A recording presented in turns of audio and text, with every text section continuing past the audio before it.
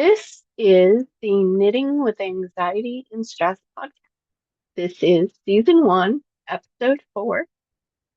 I am still recording this in Zoom right now.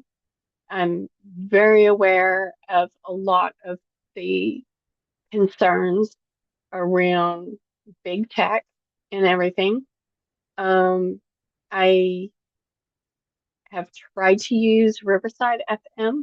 If you're thinking of doing your own knitting podcast, there's a reason why I'm saying this. I've tried to use Riverside FM, which is entirely browser based. It whited all my features out. Like you couldn't even tell I had a note.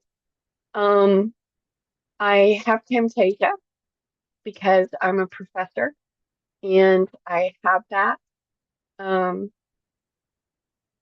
as part of recording lectures and stuff. And then give me one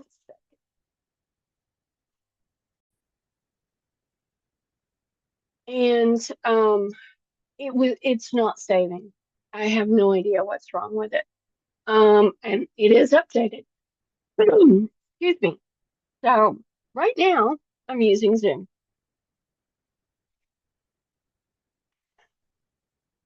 For the next podcast. I have downloaded Jitsi and I might also test out, can I record stuff in Google Meet, right? Yeah, Google's big tech, but it's like the least offensive one, oddly, at this point. Anyway, um, so for this podcast, we want to focus on not my laundry I haven't put away yet. I've had a cold all week. And then I was going to film this yesterday, and my youngest son was throwing up for hours. So I'm a bit frazzled. I slept way better than I thought I would. But we're not going to cover everything that I was going to cover, right? Anyway, but I wanted to cover the ice hat. And the whole focus of this podcast is knitting as an anxiety and stress management tool, which might seem a little counterintuitive, but it really helps calm your minds, help you take deep breaths, be more intentional, not and would I say not freak out so much? It helps you pause and think, right? When everything seems to be going, you know. Anyway, but because we're using knitting as an anxiety and stress management tool, we start these episodes a little bit differently than you might expect. In episode 1, I talked about starting out before you sit down to do any knitting session, even if you're only going to do one row, which is perfectly fine on extremely busy days. Have that cleansing ritual of washing your hands. It also keeps the little tiny bits of dirt that's in between the creases in your fingers and your hands from getting embedded into whatever you're knitting. I covered my experience with that at age 7. I did not listen to my grandma. So you guys can go find episode 1 and hear that whole story. But the other thing we do is centering ourselves with intention before we get started because I am Native American. I'm actually directly descended from 3 different tribes. My youngest daughter brought me this. And we very firmly believe that if you are angry, upset, distraught, anything like that, yes, handwork can help you mentally process that and calm down, but you don't want to put that energy into whatever you're making. So we start out these podcasts before we get into the meat of it. We start with 4 deep breaths, and we're going to do that right now.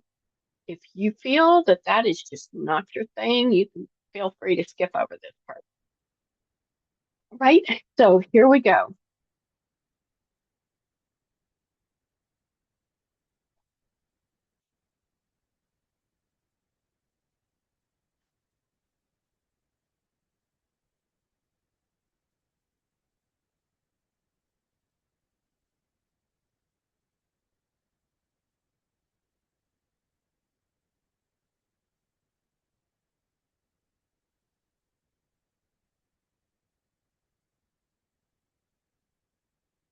Okay. Sometimes I do that with my eyes closed. I personalize it every time, right? Okay. So moving on, point 3. Um, being organized before you start a knitting project is foundational. So I covered in one of the previous episodes, I don't remember exactly which one, and this is only number 4, right? But I covered how I have all my knitting tools in one bag.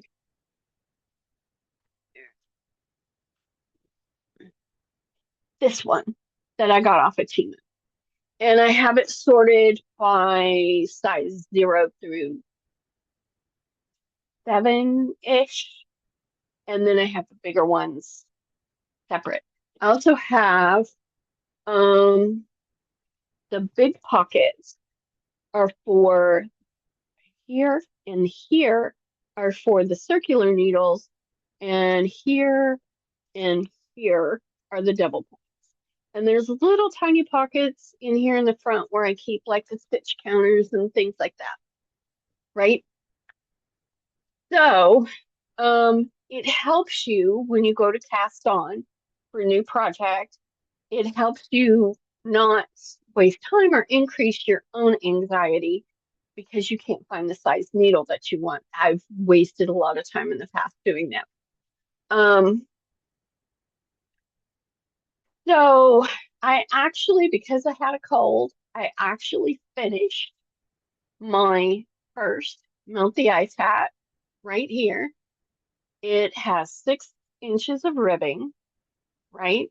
And it's meant to be turned up. But, and I will put the link, I wrote up, it's called errata, ERRATA, if you're not familiar with knitting terms. I wrote up the error, how to correct it in a Google Docs, and that's free. I talked about it in a short that I posted last weekend, but I'm going to put the link to that to my Google Docs account for that file. I'm going to put that in the description. It's completely free. You might notice that there's a bit of a problem here on the crown. This is, let me hold it up with it's like an 8-ounce coffee cup. Do you see how short that crown is? Fits me just fine because I have the same size hat as a 9-year-old. I'm a very small person. I did this exactly as they wrote it. They did not have extra plain rows in between each of the decreased rounds, which is why it came out so incredibly short. So I have started another one. This one is for one of my kids. I actually did an in-between size because not only do they have a full adult size head, they have like full 70s afro hair. It's curlier than mine. And so they need a little bit of extra room.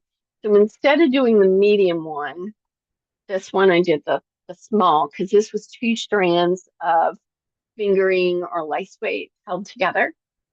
I don't recommend that if you're fairly new to knitting, but it helped me knit very slowly and intentionally because I had to make sure I didn't split the 2 strands when I formed the stitches.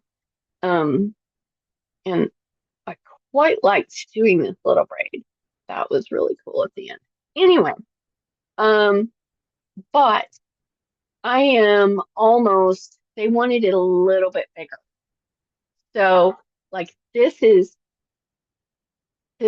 3 inches turned up here. There's 3 inches in on the inside, right? Um, my kid wants it to look a little bit more like that, where there's a little bit of the ribbing showing before the crown. So I'm actually going to do 7 inches on this one. I'm almost there. Um, and this does go quite a bit quicker. This is a sport weight yarn. I don't know if Cascade Yarns makes this anymore. The store where I bought it went out of business where I live, and I was really worried that I wouldn't be able to use this because I have developed a polyester and you can see here, a polyester and acrylic allergy. Isn't that just fun? And this is, hang on, where's the content thought on here? Oh, it's right here on the front. 60% acrylic, 40% superwash merino. I don't know where their acrylic comes from, but this does not make me itchy for working with it.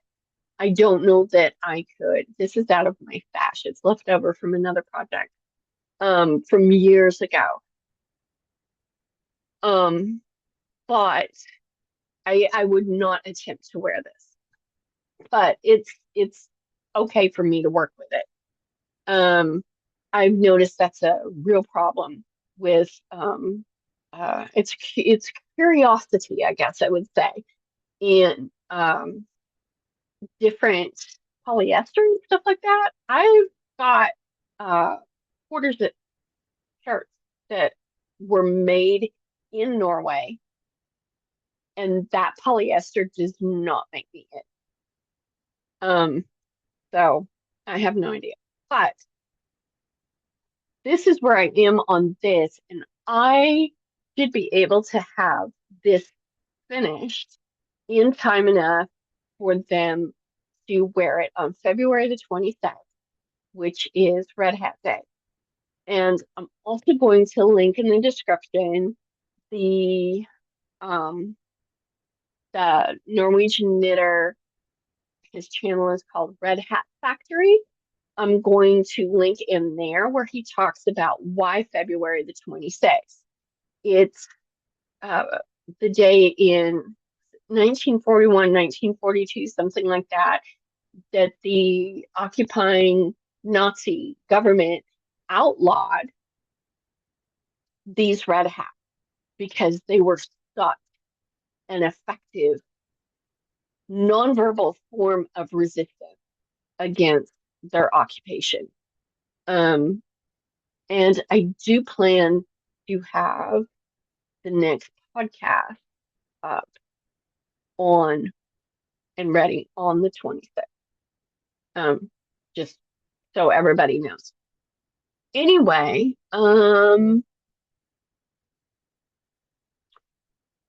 I was supposed to do my monthly in-person Norwegian language practice. I'm learning. I'm a glutton for punishment. I'm a professor and I'm learning Cherokee and Norwegian.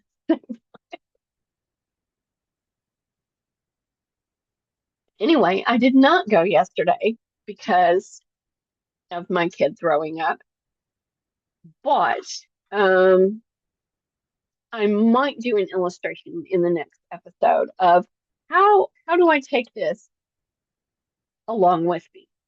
No, I don't stick it in my purse. Do not have that size purse anymore. Not since my children were little. Um, so how do you do that? So it's not a production, right? That's something we're going to cover in the next one. Um, I have not been able to get to the video that I need to watch to begin the raglan sleeves on my bottom up sweater because of my cold. And this could be stressful and increase my anxiety because it tends to make you think, oh my gosh, I'm a failure. I've had that ready to go and I can't seem to make any headway at it. The breathing technique, the cleansing ritual before you get started help calm and center our thoughts. But sometimes we only have time to do that and maybe knit one row, right? I was actually going to, because I have filmed an insert on how to do that with the Tam of Rassilon hat that I'm doing. But I am going to have to save that until next time also, because I had actually, you can see my polyester allergy here on my arm. This is 100% cotton.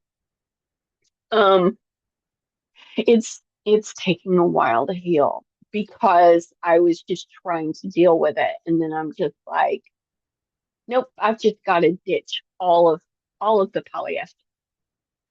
So it's taking a little while for the histamine reaction to calm down and stop doing everything. But our knitting sessions need to be intentional.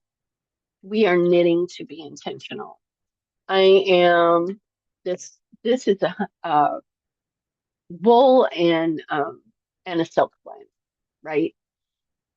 I am intentionally replacing all of my wardrobe with natural fiber. This was something I had started doing before I developed the polyester allergy, and that has just made it something I really can't put off. So I can talk in another episode about how do I balance that because you guys can't see from here. I have 3 new garments hanging in various stages of hanging on the back of my door because I'm going to have to resew my blouses and everything. I've even had to replace my sports bra. So how do you keep from feeling like a failure and balance that overwhelm? When you sit down to knit and you look around, like my room is right now, and you're like, oh my gosh, I haven't put the laundry away. I've got all this sewing to do. I really need to go do that. You cannot let yourself go down the rabbit hole, right? Focus on what's in front of you, one thing at a time. And I'm really thankful for this red hat project being promoted by the organization in Minnesota and the Norwegian guy, because he originally did his video 3 years ago on it. It has helped me have a project to work on while I was sick, just sick enough where I couldn't really get anything done, which is the most annoying thing in the world. But it really helped me feel like I was doing something productive um, when I was too sick to do much of anything. So you kind of got to, I hate to say figure it out for your own self. You really need to go day by day. Some days you can do that. Some days you just need to sit down with a hot cup of tea. This is still my morning coffee. And, just watch history videos. you know, history of Scotland and whatever era. You just got to figure out how that's going to work for you from one day to the next. So we've covered 4 primary points in this podcast. We do that 4 points every single time because life is in a circle. We have the rotation of the 4 seasons, we have the 4 directions. The academic year has 4 sections to it. And we recapped the importance of making sure your knitting project, I'm looking at my bullet points, how your knitting project stays clean from the get-go. We centered ourselves with intention so that our anxiety and stress does not go into our project. This is specifically important if you intend on gifting that. Like, this is my kid's hat. I don't want to infuse that in their hat. They also have anxiety. I'm fairly new to it. They've had it for a while. Even for my own stuff, I don't want to put this hat on and have whatever types anxiety issues I was going over my brain, because you think about what you were thinking while you were making it when you wear it after it's done. Point 3, I talked about the mistake I found in the Melt the Ice hat. Don't forget to look in the description for that link for the pattern correction. I was in Ravelry yesterday, but I did not go back and check the pattern to see if they had posted the correction. And like I said, I've been knitting since I was 7, so I kind of know how to write that up anyway. I actually used to teach knitting at Michael's for, gosh, 4 years. So I do know how to write patterns because I had to make my own patterns as an instructional tool. And for point 4, I actually not talked about that yet. Sorley is doing just fine. He's taking a nap. I was planning on bringing him in here so you guys could see that he's doing just fine right now. He does not like having the medicine, so it's working and making him feel better. But his heart attack did substantially shorten his expected life. So I can talk about that in another one because I don't want this to get too terribly long, right? So I am going to try my best to post the next podcast so that you guys can see it on the 26th. And we'll cover that stuff that I've had to keep putting off because of illness between the cat and my kid.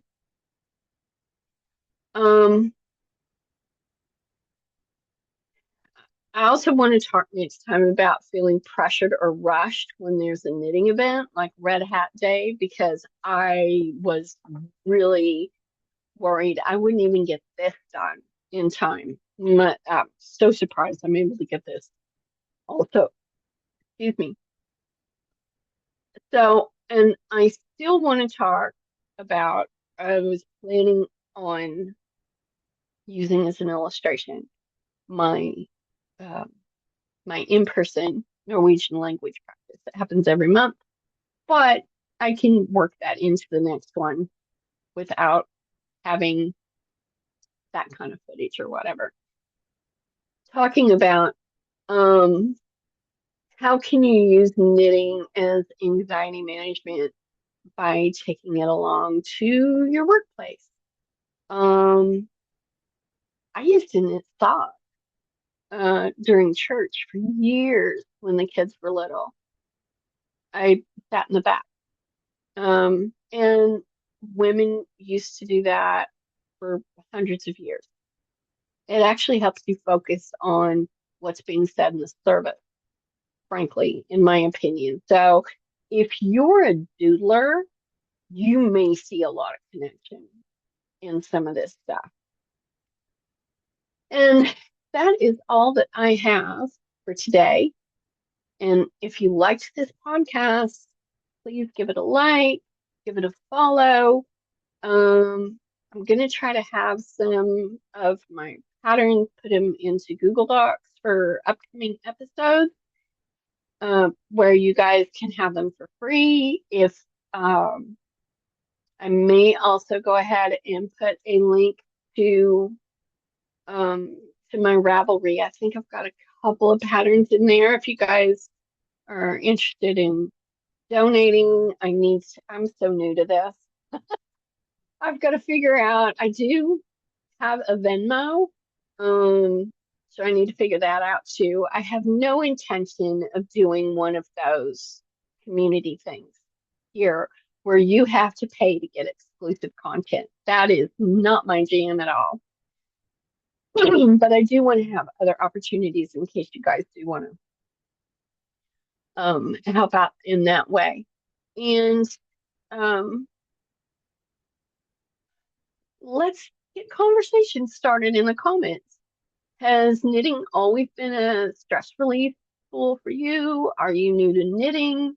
Is there a technique or specific knitting question that you have that I might be able to answer? Because I did used to teach knitting at Michael's, and I would frequently have my students come back in so I could help them without having to pay for a class. And that is everything for today, including what to look for the next podcast. So until next time, happy knitting. You have got this.